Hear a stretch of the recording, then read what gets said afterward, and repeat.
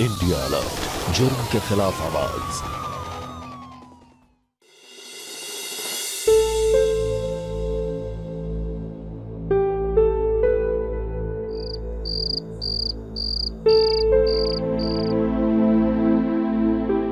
आधी रात हो गई है। उन्होंने कहा था कि इस करवा चौथ वो जल्दी आ जाएंगे। क्या करूं? फोन कर लेती हूँ। Hello hello. चांद निकला है और आप अभी तक घर नहीं आए। आ रहा हूं। अच्छा सुनिए। हेलो काट दिया। वो आ रहे हैं।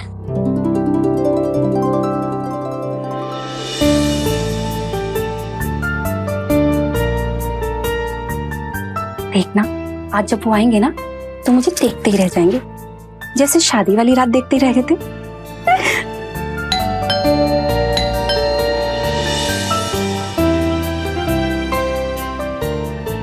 वो आ गए लगता है। आज भी उनके आने से मेरी धड़कनें इतनी तेज हो जाती है।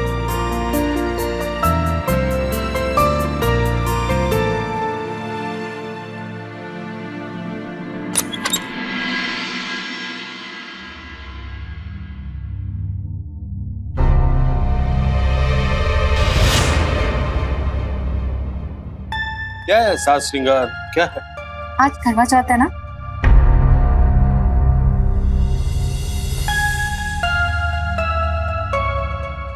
एक मिनट, अब यहाँ से चलिए। कहाँ से? आइए तो। अरे लेकिन अरे आइए ना।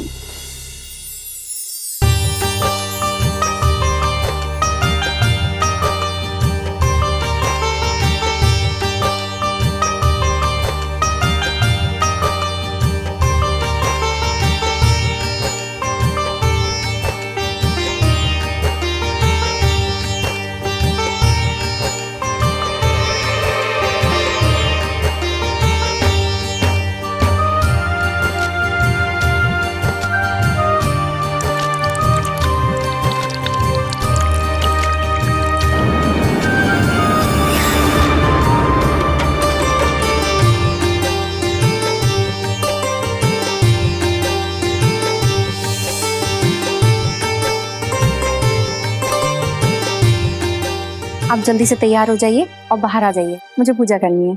ठीक है, बहुत थका हूँ, एक कप चाय पिला दो। हाँ हाँ मैं अभी लेकर आती हूँ।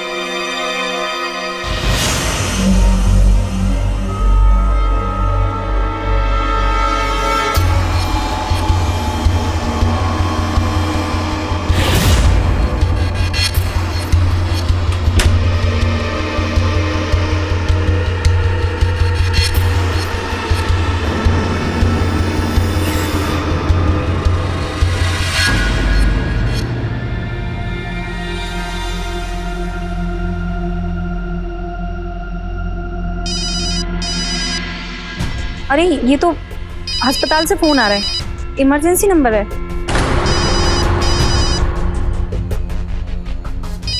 लगता है कमरे में है। अरे आप कहाँ जा रहे हैं? वो मैं नहाने जा रहा हूँ एक्चुअली। बाथरूम तो उधर है। हाँ वो मैं तौलिया लेने आया था, मिली नहीं मुझे। अरे तो मैं ला देती तौलिया, मुझे बोलते। अच्छा ये आपका फोन आ रहा है अस्पताल से, कोई इमरजेंसी कॉल है।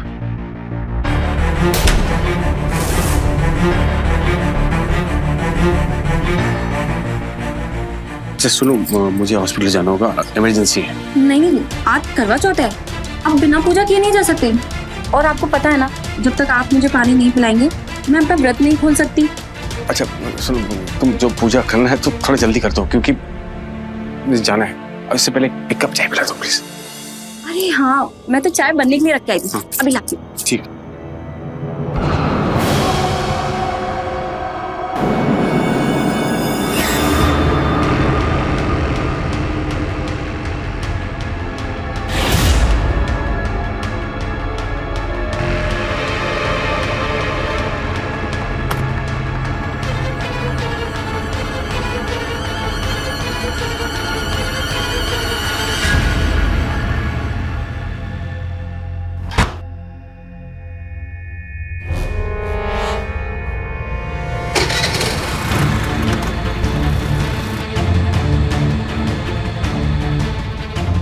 ये इतनी रात को कहाँ चले गए? अरे सुनिए, अरे सुनिए ना, पूजा के बिना मत जाइए, रुकिए, सुनिए।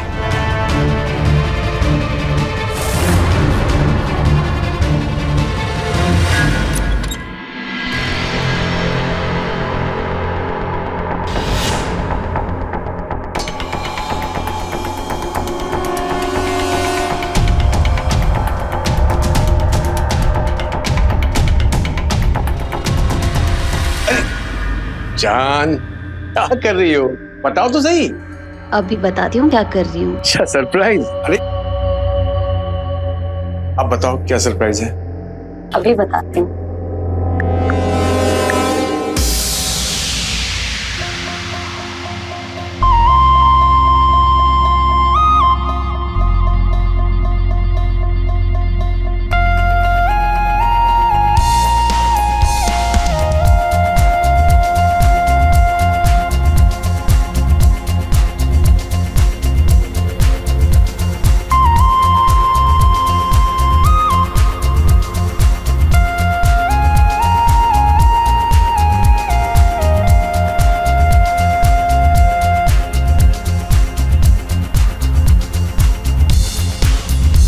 अब तो बताओ। अच्छा सुनो, मेरे पास तुम्हारे लिए एक सरप्राइज है। वैसे मेरे पास भी तुम्हारे लिए एक सरप्राइज। क्या? अभी दिखाती हूँ। अच्छा पट्टी खोल रही हो?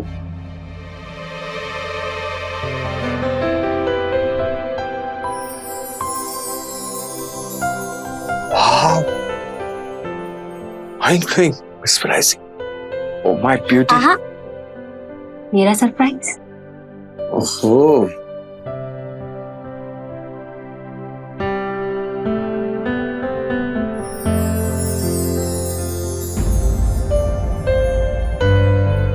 जान, कौन से जमाने का हार ले आए तुम? ये कैसी बात कर रही हो जान?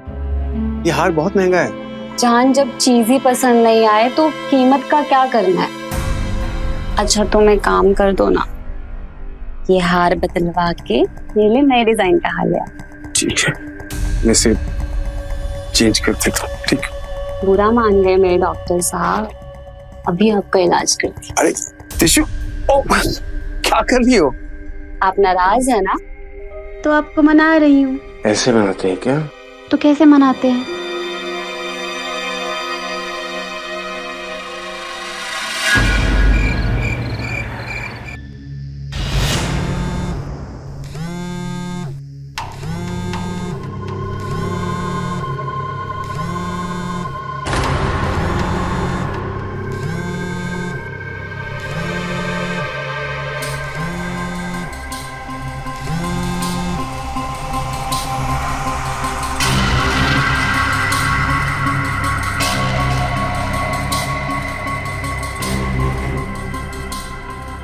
हेलो, आप ठीक तो है ना?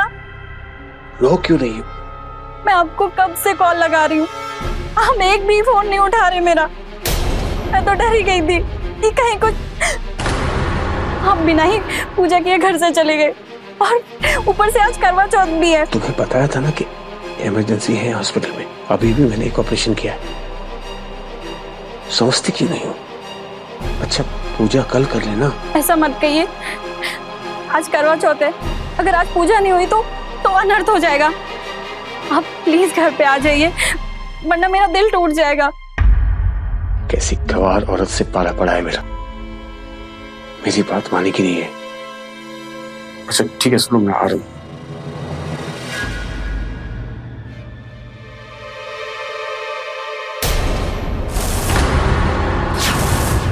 कहाँ जाने की बात हो रही है? जान, वो हॉस्पिटल से फोन था, इमरजेंसी, मुझे जाना पड़ेगा। तुम और तुम्हारी इमरजेंसीज। जान, किसी की जिंदगी का सवाल है। जाओ, मैं तुम्हें कभी रोक पाई? I love you.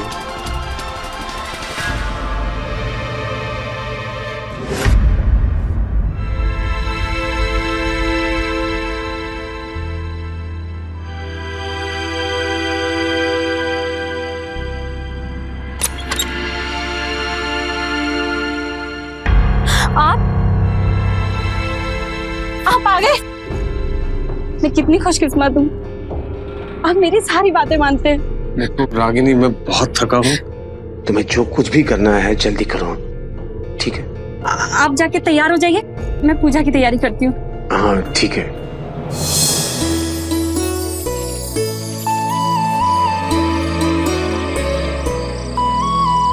मैं जानती हूँ कि आप बहुत थक गए हैं आज, लेकिन आप जरा सा मुस्कुरा देंगी तो मेरी पूजा सफल हो जाएगी। अरे बस करो यार, क्या तमाशा लगा रखा है? मैं तुम्हारी कठपुतली हो गया, जब चाहोगी हंसू, जब चाहोगी रो। क्या है सब, क्या है? अच्छा ठीक है, आप गुस्सा मत कीजिए, आप अपने हाथ से ये पानी मुझे पिला दीजिए और आप जाकर सो जाइए। अरे अरे, मैं तो भूल ही गई थी, एक पूजा और बाकी है। ये पानी मुझे पिलाने से पहले चंद्रमा को चढ़ाना पड़ेगा।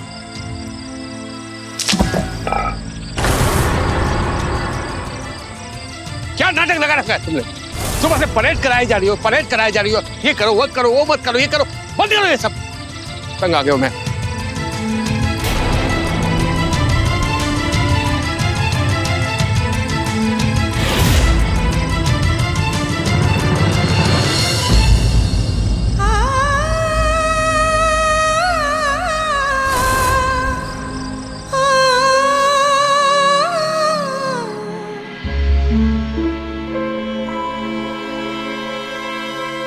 बताइए रमेश जी, क्या लाए हैं आप? ये देखिए, 23 कैरेट, इसकी डिजाइन देखिए, ये ग्रीन कलर ऐसे कितने अच्छे से लगाया गया है। रमेश जी हल्का है, कुछ और दिखाइए ना। ये वाला देखिए, 24 कैरेट 24 कैरेट प्योर गोल्ड। देखिए ऐसे डिजाइन बहुत कॉमन सा है, नहीं कुछ और दिखाइए रमेश जी ना। ये वाला देखिए, एकदम नया डिजाइन है डॉक्टर साहब, बड़े बड़े शोरूम में ये वाले डिजाइन नहीं मिलेंगे। ये कुछ अलग लग रहा है, ये अच्छा, ये ठीक है जी। लेकिन रमेश जी इसको आपको, इसकी जो कीमत है ना, पुराने हार से आपको एडजस्ट करनी होगी। ये वाली देखिए, इससे एडजस्ट कर लीजिए आप, दाम जो है। ठीक है, मैं इसे ले जाता हूँ, इसकी जांच परख करके इस हार के दाम का अंतर आपको बता दूंगा। जी जी बिल्कुल ठीक है। शाम तक बताता हूँ आपको। हाँ जी। चाचा जी, अरे आइए। हाँ बोलो जा। चाचा जी, वो नेक्स्ट मंथ रिटर्न फाइल करनी है, तो आप इसमें साइन कर दीजिए।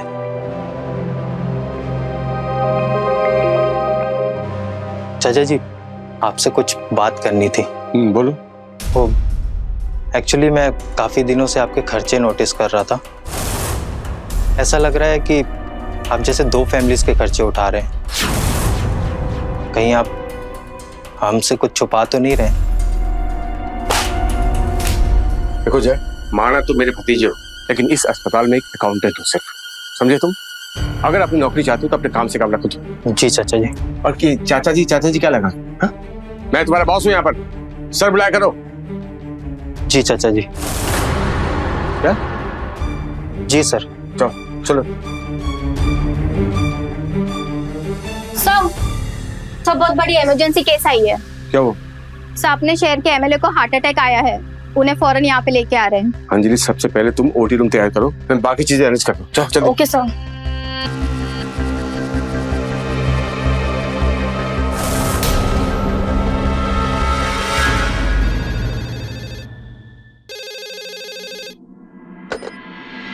हेलो, नमस्ते भाभी जी, मैं श्री हरि ज्वेलर से रमेश बोल रहा हूँ। रमेश। अरे रमेश भैया, आप आज कैसे याद किया? दरअसल वो डॉक्टर साहब का फोन बहुत देर से बंद आ रहा है, तो सोचा हार के दाम का अंतर आपको ही बता दूं। हार? कैसा हार? कैसा? हे भगवान, लगता है डॉक्टर साहब आपको सरप्राइज देने वाले थे, इसलिए उन्होंने मुझे हॉस्पिटल बुलाया।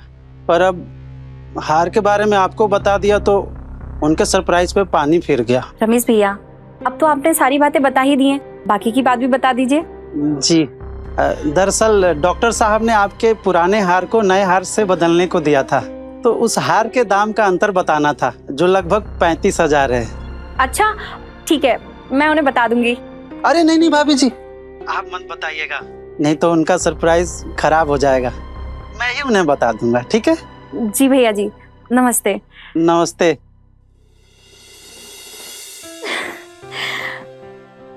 कल उन्होंने मुझ पे गुस्सा किया था ना, ये हार जरूर उसी की भरपाई करने के लिए होगा। लगता है ये आ गए। नहीं, जैसा रमेश भैया ने कहा था ना, मैं इनका सरप्राइज खराब नहीं होने दूंगी। मैं ऐसे बर्ताव करूंगी जैसे मुझे कुछ पता ही नहीं है। अरे आप आगे।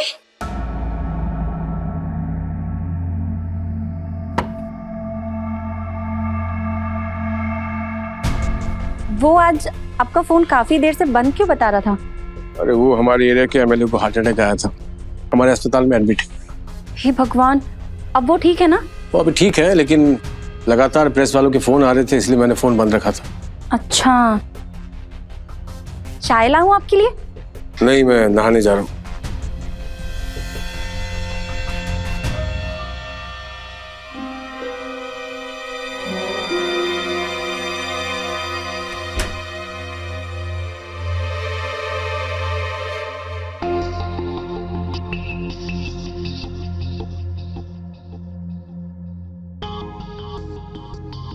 एक बार देख लेती हूँ।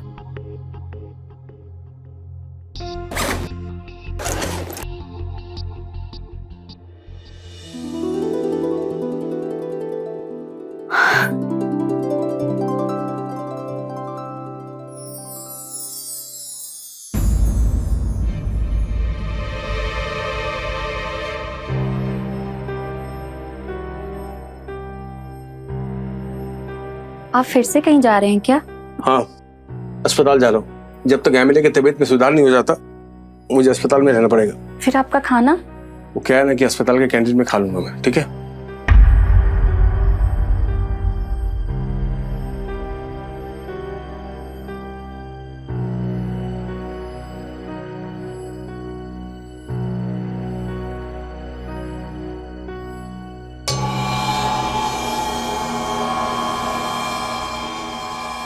ओह, तो ये सिर्फ हार देने के लिए घर आए हैं?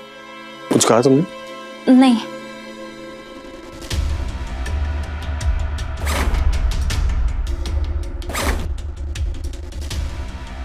चलता हूँ।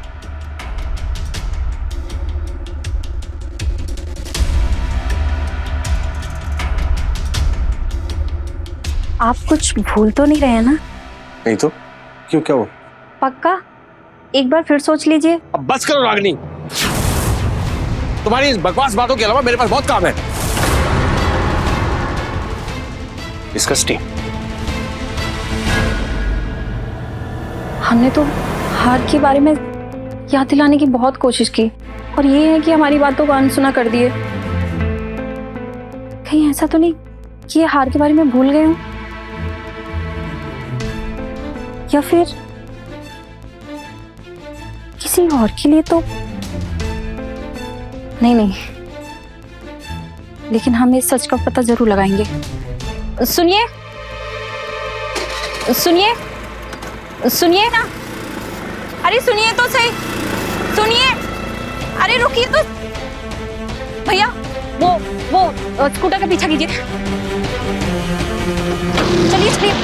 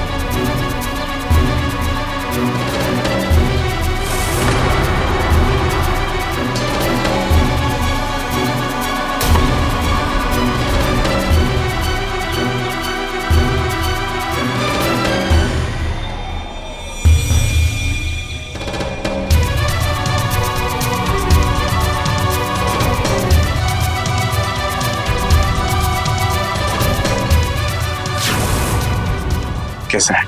बहुत सुंदर। सुंदर चीजें सुंदर लोगों के लिए। थैंक यू जान। I love you.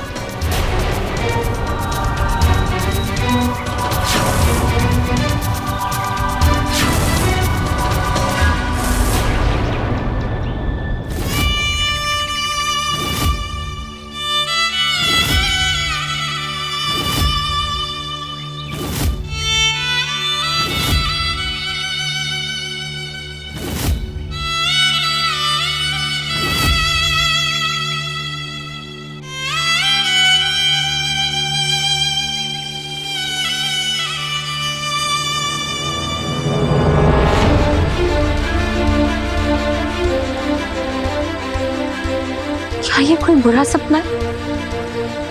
हाँ, ये बुरा सपना ही है। मैंने इस शादी को पूरी लगन के साथ निभाया है, फिर भी भुवन जी ने मुझे धोखा दिया। नहीं, मेरे भुवन जी तो बहुत भोले हैं। सारा का सारा किया धरा इस कानमोही का ही है। इसी ने मेरे पति को अपने चंगुल में फंसाया है। चाहे कुछ भी हो जाए, मैं अपने पति को इसके चंगुल से छुड़ा कर ही लूंगी।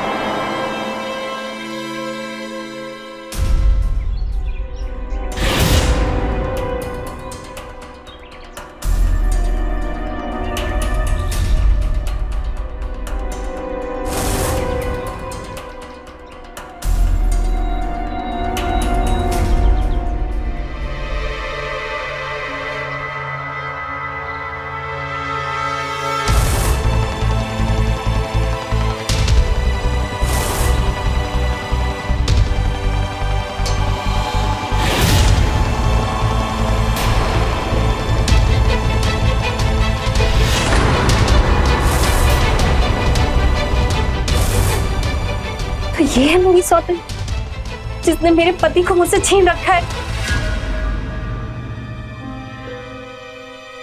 तू यहाँ क्या कर रही है?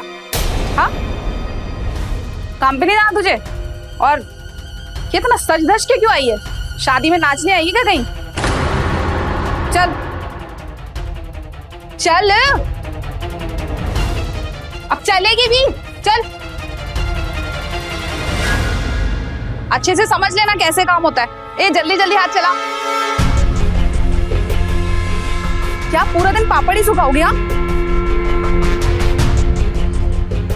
पैकिंग सही से करो, कंप्लेन आती है। हाँ,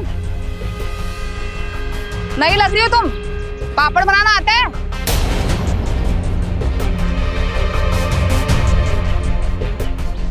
अबे ओ महारानी, ध्यान कहाँ है तेरा?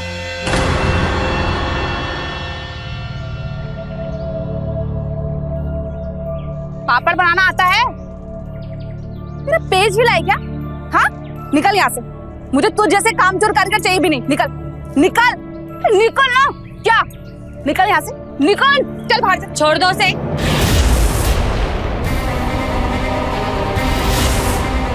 किसी को भी बिना परखे उसे नकारना नहीं चाहिए। लेकिन दीदी ये नहीं है, इसको कोई काम।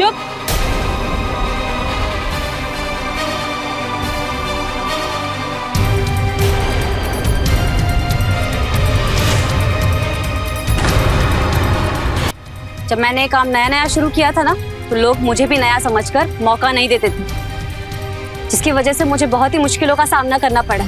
इसलिए मैं हमेशा नए लोगों को मौका देती हूँ, समझी? ठीक है दीदी, चलो काम करो।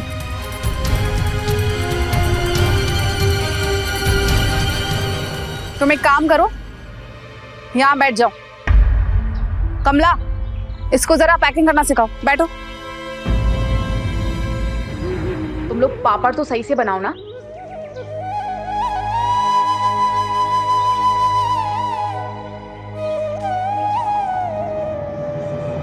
दिशु, खाना बनने में कितनी देर है? बस 2 मिनट। कितना समय से भुवन जी ने मेरे हाथ का बना खाना नहीं खाया, और इस गैर औरत के हाथ से बना खाना खाने के लिए कितने बेकरार हो रहे हैं। अभी मजा चखाती हूँ इसे। जी वो मुझे प्यास लगी थी। अंदर किचन में घड़ा रखा है, जाके पी लो। बस 2 मिनट।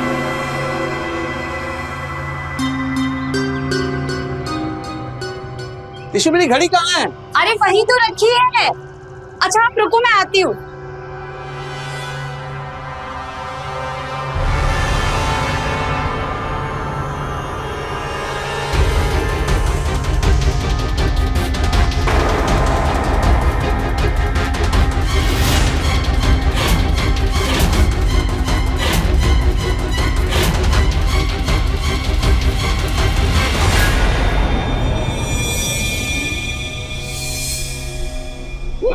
छी, यार क्या खाना बनाया तुमने? भुवन, ये क्या तरीका है? मैंने इतने प्यार से तुम्हारे लिए खाना बनाया और तुम इस तरीके से बिहेव कर रहे हो। यार तुम्हारा ध्यान क्या रहता है यार? पहले तो अपनी आवाज नीचे रखकर बात करो। मैं कोई तुम्हारी नौकर नहीं हूँ। बेहतर होगा तुम खाना बनाने के लिए नौकर रख लो। ये खाना जानवर भी नहीं खाएगा। पति पत्नी से बढ़कर रिश्ता इस दुनिया में और कोई रिश्ता हो ही नहीं सकता। तभी तो हमारी संस्कृति में पत्नी को पति की अर्धांगिनी कहा जाता है, क्योंकि पति पत्नी एक दूसरे के पूरक होते हैं और इस रिश्ते में धोखा इंसान को पूरी तरह से तोड़ देता है और टूटा हुआ इंसान बहुत ही खतरनाक हो सकता है। नमस्कार, मैं हूं सुधा चंद्रन और आप देख रहे हैं प्यार, धोखे और बदले के ताने बाने में गड़ी हुई पति पत्नी और सौतन की एक ऐसी कहानी जिसने सबको झंझोड़ कर रख दिया था। पति पत्नी और सौतन का जो रिश्ता है वो बहुत ही जटिल होता है।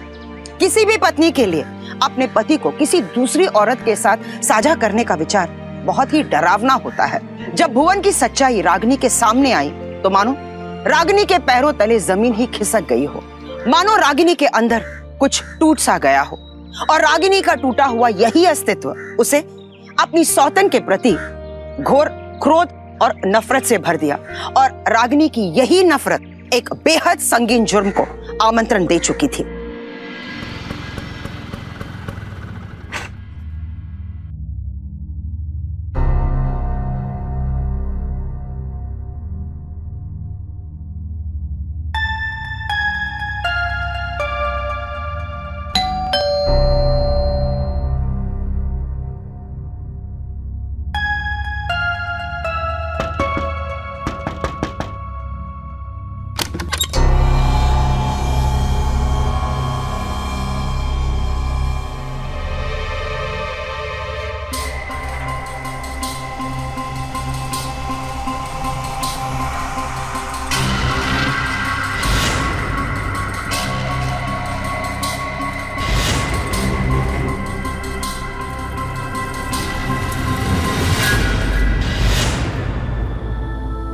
हम तो जीना चाहते हैं तेरी पनाहों में, अब तमन्ना हुई है जीने की हमें, कुछ तो बात है सनम तेरी निगाहों में। हम तो जीना चाहते हैं तेरे आगोश में, धड़कनें थम जाती हैं तेरी पनाहों में। क्या कर रही हो रागिनी? अरे क्या कर रही हो?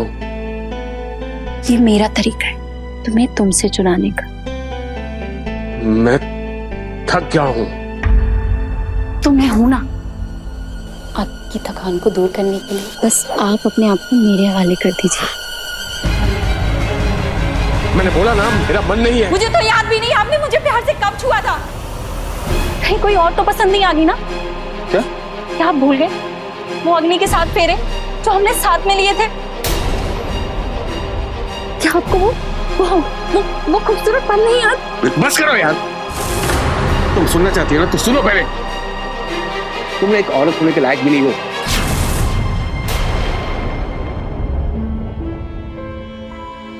जो मुझे बच्चा तक नहीं दे सकती। मुझे अपने भगवान पे पूरा भरोसा है कि वो मेरी गोद जरूर भरेंगे। तुम और तुम्हारी गवार सोच से मैं तंग आ गया हूं। You know what? मुझे यहाँ आना ही नहीं चाहिए था। तो आप उस गैर औरत के पास जाएंगे? आप क्या बकवास कर रही थी? क्या बोला तुमने अभी? भुवन जी, मुझे छोड़ के मर जाइए। मैं मर जाऊंगी। दूर आओ मुझसे।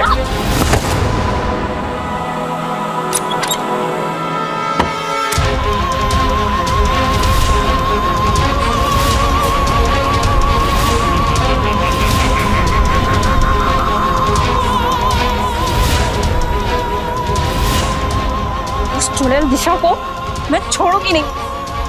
उसने मेरी सारी खुशियां छीन ली, मेरा पति मुझसे छीन लिया। उसे तो मैं ऐसी सजा दूंगी ना जिससे उसकी रूह कांप उठेगी।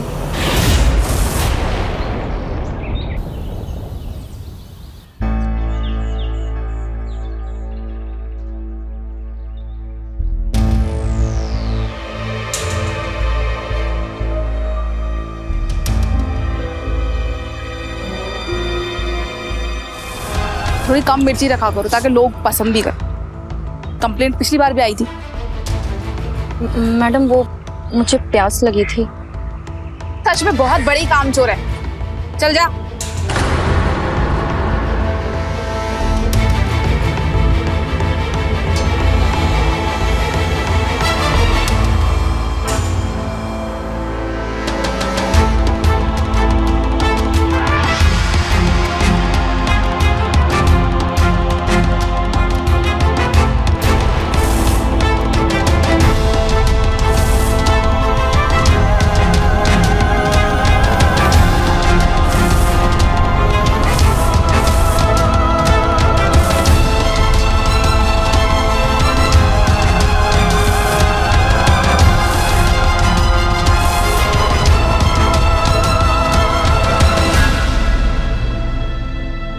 दिशु, देखो तुम्हारा फेवरेट चाइनीज लाया। बहुत अच्छा किया, मुझे ना बहुत तेज भूख लगी थी। सुनो ना, ठंडा हो गया खाना, थोड़ा गर्म करना पड़ेगा। कर दो ना। जान मैं नेल पॉलिश लगा रही हूँ, तुम गर्म कर दोगे क्या? अच्छा हाँ, चलो ये भी कर देता हूँ। ठीक है, थैंक यू। हाँ। अरे दिशु, लाइटर कहाँ है?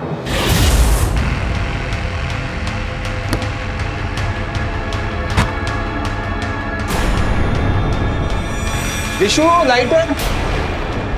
अरे देखो ना, वहीं रखी होगी। अच्छा माचिस मिल गया मुझे।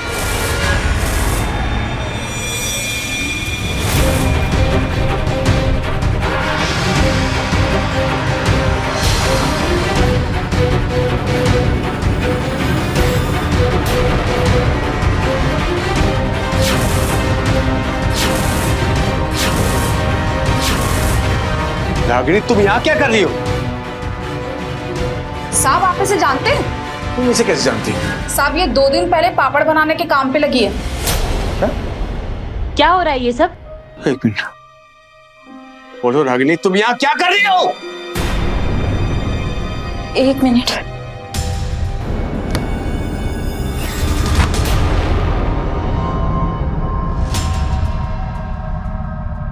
भुवन, गैस का पाइप कटा हुआ है। क्या?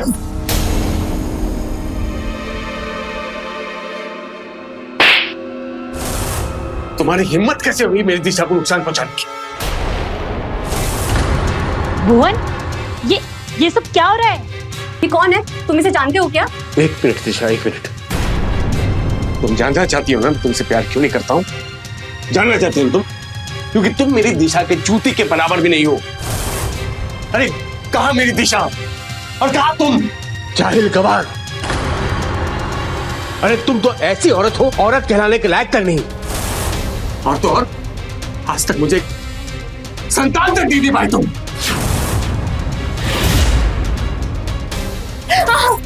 आज मैं तुझे इस घर से नहीं, मेरी जिंदगी से निकाल दूंगा। छोड़िए भुवन। चल।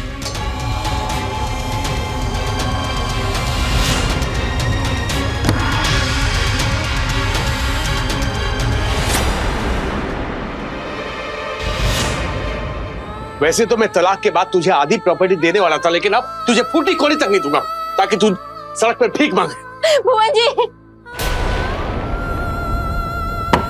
भुवन जी सुनिए। भुवन जी, भुवन जी सुनिए, बोलिए भुवन जी।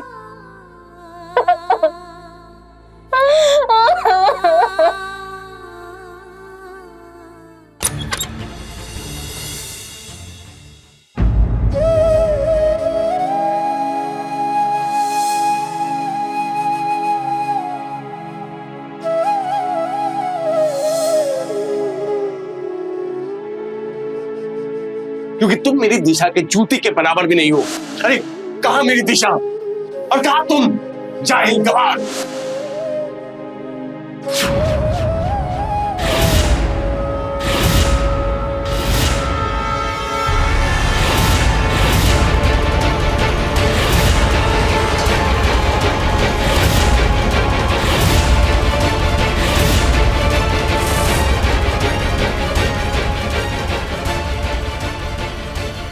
चाची छोड़िए इसे। क्या कर रही है ये आप? नहीं जीना है मुझे जैन, नहीं जीना चाहती मैं।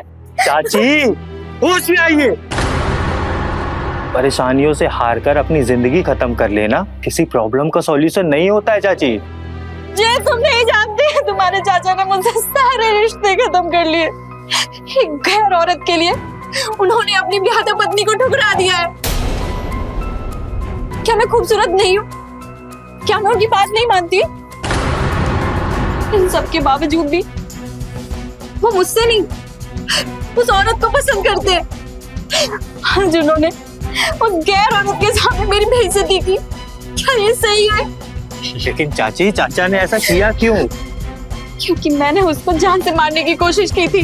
मारने की कोशिश? चाची ये तो आपने गलत किया, बहुत गलत किया।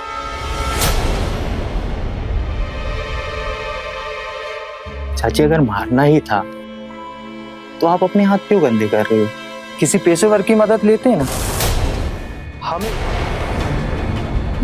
हमें उस औरत का कुछ परमानेंट इलाज करना पड़ेगा। उसके लिए आपको कीमत चुकानी पड़ेगी। उस गैर औरत से छुटकारा पाने के लिए मैं कोई भी कीमत चुका सकती हूँ।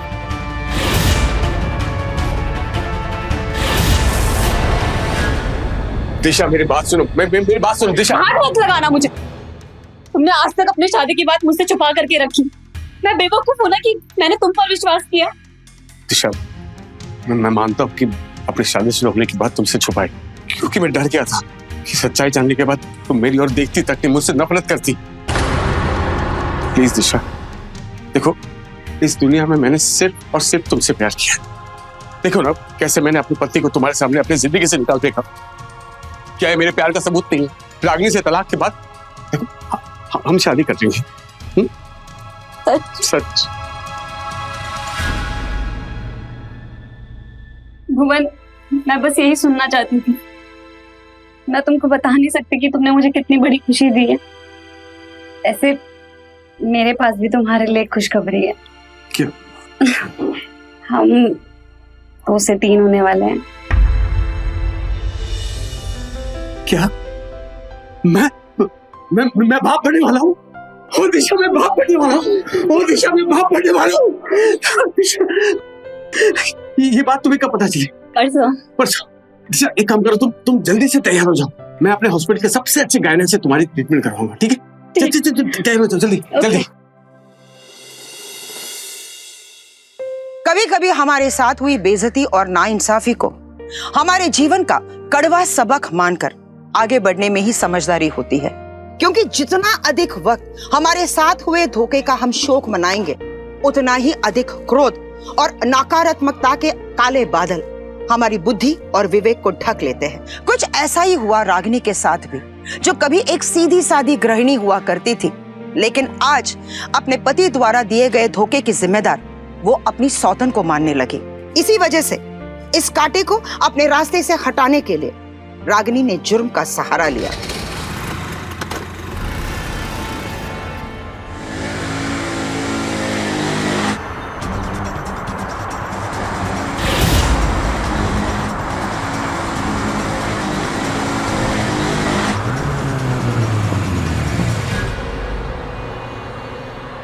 अरे डॉक्टर भुवन, आपने तो आज छुट्टी ली थी ना? हाँ अंजलि, ये दिशा है। हाय। ओ, आपसे मिलके बहुत अच्छा लगा। वैसे भी डॉक्टर साहब आपके बारे में बहुत बातें किया करते हैं। अच्छा। हाँ जी। निकल जल्दी निकल ना, मर। अरे जल्दी कर, ठोक उसको। क्या कर रहा?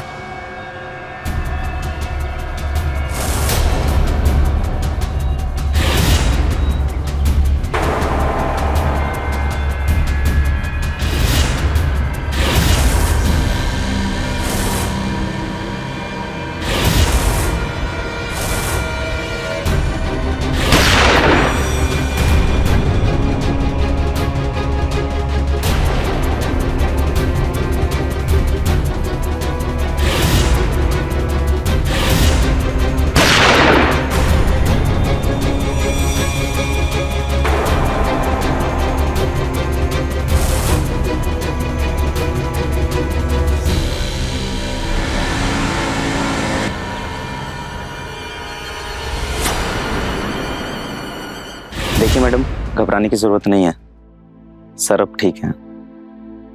Feeling good sir? Take care. Thank you so much Bhuvan, मेरी जान बचाने के लिए। इंस्पेक्टर सर, भुवन ने मेरी जान बचाने के लिए अपनी जान दांव पे लगा दी। आपको किसी पे शक है? शक नहीं है, मुझे यकीन है। ये काम उस रागनी के अलावा और कोई कर ही नहीं सकता। कौन है ये रागनी? डॉक्टर भुवन की पहली वाइफ है। तो आपका डॉक्टर साहब के साथ क्या रिश्ता है? दरअसल हमारा मामला थोड़ा उलझा हुआ है। उन्होंने मुझे बताया नहीं था कि इनकी ऑलरेडी शादी हो रखी और हम लोगों ने शादी कर ली। उसको जैसे ही पता चला वो हमारे पीछे पड़ी हुई है तब से। ठीक है, हम इस एंगल से भी जांच पड़ताल करेंगे।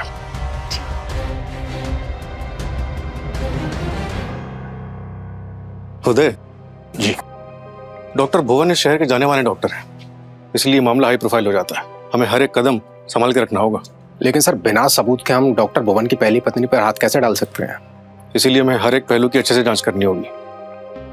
सबसे पहले हॉस्पिटल के बाहर की सीसीटीवी चेक करते हैं और उन शूटर्स की डिटेल्स निकलवाते हैं। जी सर, ये रही हॉस्पिटल के बाहर की सीसीटीवी फुटेज, आप चेक कर लीजिए प्लीज। उदय, पता करो ये हिस्ट्री शीटर्स हैं या फिर कोई नए कबूतर, और जैसी डिटेल्स मिले ट्रैक करो इन्हें। जी।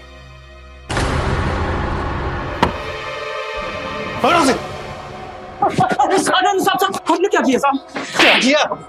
शक्लें कैद हो गई तुम लोगों की सीसीटीवी में, डॉक्टर भुवन के ऊपर हमला करते हुए। चुप चुप, चल बता किसने सुपारी दी थी डॉक्टर भुवन की? वो सब हम बोल।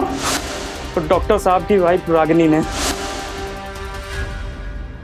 आपकी ऐसी हालत देख के मेरा तो कलेजा फटा जा रहा है। मुझे माफ कर दीजिए। रागिनी जी,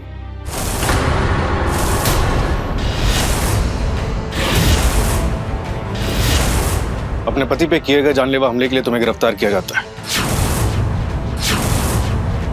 खुद एक औरत होते हुए एक दूसरी औरत की सुपारी देते हुए तुम्हें शर्म नहीं आई? तुमने एक बारी भी उसके बच्चे के बारे में नहीं सोचा? तुम्हारी इस करतूत ने हर औरत का सर शर्म से झुका दिया है। हाँ, मैंने जो किया मैं उसके लिए बहुत शर्मिंदा हूँ और उसके लिए मुझे फांसी से कम सजा होनी भी नहीं चाहिए।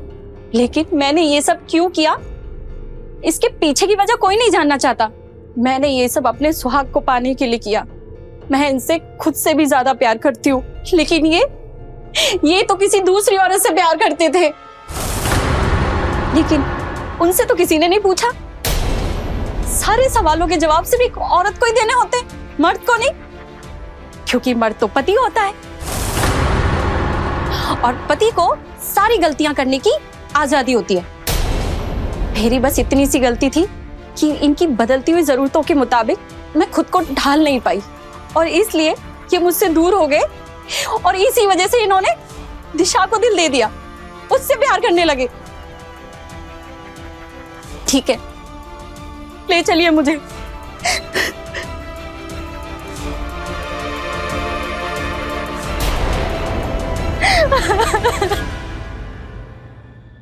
कहते हैं जुर्म की उम्र बहुत छोटी होती है, तभी तो रागिनी कानून के शिकंजे से नहीं बच पाई। रागिनी, जय और इस जुर्म में उनकी मदद करने वाले सुपारी किलर अब पुलिस के गिरफ्त में है और कानून के विभिन्न धाराओं के तहत मुकदमे अदालत में विचाराधीन है। लेकिन सवाल यह है कि क्या सिर्फ रागिनी दोषी है? क्या भुवन की कोई गलती नहीं थी? अगर भुवन रागिनी को पसंद नहीं करता था तो वो अलग हो सकते थे, जिससे वो दोनों अपना अपना जीवन अपनी इच्छाओं के अनुसार जी सकते थे। कोई भी औरत अपनी पति को दूसरी औरत के साथ देकर खुश नहीं रह सकती, क्योंकि रिश्ते जीवन का अभिन्न अंग होते हैं। वो हमें एक दूसरे से जोड़ते हैं। पारिवारिक रिश्ते हमें जन्म से मिलते हैं, लेकिन एक पति पत्नी का रिश्ता दो इंसानों का नहीं, दो परिवारों का नहीं, बल्कि दो आत्माओं के मिलन का एक अटूट और मजबूत रिश्ता है। और अगर इसमें कोई भी एक दूसरे के साथ धोखाधड़ी करे तो ये सही नहीं है। इसलिए हम आपसे यही गुजारिश करना चाहते हैं कि अपने रिश्तों को अपनी निजी चाहतों के लिए भेंट ना चढ़ाएं। इसी के साथ मैं सुधा चंदन आपसे विदा लेती हूँ। फिर मिलेंगे क्राइम अलर्ट के अगले एपिसोड में एक नई कहानी के साथ। तब तक क्राइम से बचना हो तो रहिए अलर्ट और देखते रहिए क्राइम अलर्ट, जुर्म के खिलाफ आवाज।